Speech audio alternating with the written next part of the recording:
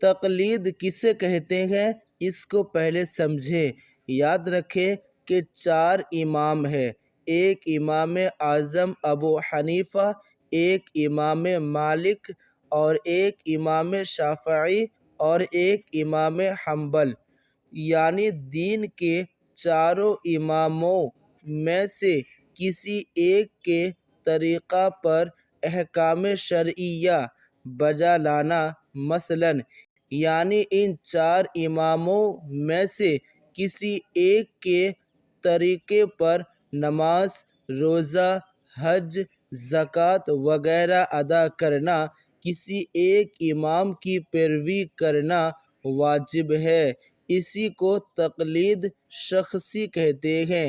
یاد رکھیں ان چاروں اماموں نے اپنی طرف سے کوئی مسئلہ گڑھا نہیں ہے، یعنی کوئی نیا مسئلہ یا طریقہ نہیں نکالا ہے، بلکہ قرآن و حدیث کا مطلب صاف صاف بیان کیا ہے، جو عام آدمیوں بلکہ عام عالموں کی سمجھ میں بھی نہیں آ سکتا تھا۔ لہٰذا ان اماموں کی پیروی دراصل قرآن و حدیث کی پیروی ہے۔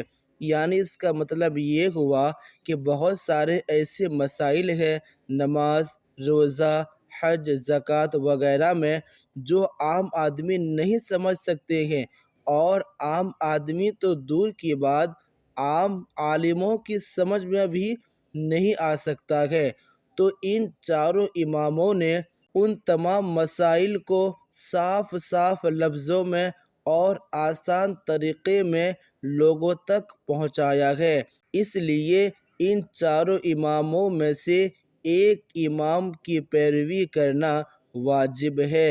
جو شخص ایک امام کی پیروی کرتا ہے، یعنی امام اعظم ابو حنیفہ ہو یا امام مالک ہو یا امام شافعی ہو یا امام حنبل ہو، ان چاروں میں سے صرف ایک امام کی پیروی کرنا واجب ہے، اور جو شخص ایک امام کی پیروی کرتا ہے، یعنی ان کے طریقے پر نماز، روزہ وغیرہ پڑھتے ہیں، تو دوسرے اماموں کی پیروی نہیں کر سکتا ہے۔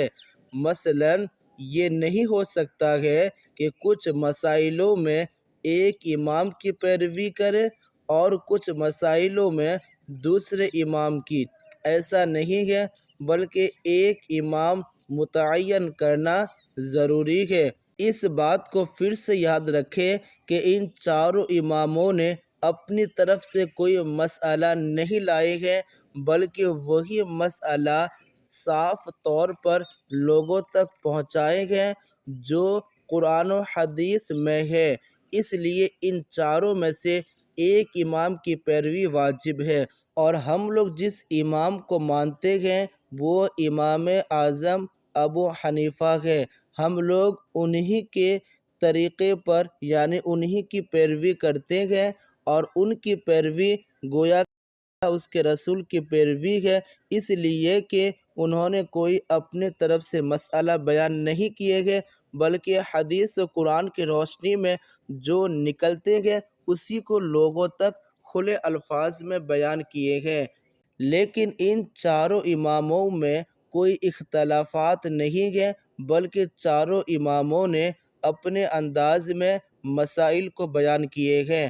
مزید جانکاری انشاءاللہ پارٹ نمبر 2 میں بتاؤں گا، اور اگر اس کی دلیل چاہیے تو ڈسکرپشن کو چیک کر لیں۔ چلیے ملتے ہیں نیکسٹ ویڈیو میں۔